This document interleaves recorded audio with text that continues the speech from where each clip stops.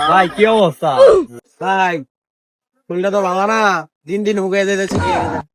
হুগাইবেন না ভাই, খানা আছে, খানা বেশি খেলে খানা এমনি হুগাই দিকে ভাই। এটা কিন্তু কথা কইলেন ভাই, আমার বাসা থেকে গরুর মাংস রান্না করছি বুঝছেন, অন আইয়েন আপনার খাওয়াইতাম।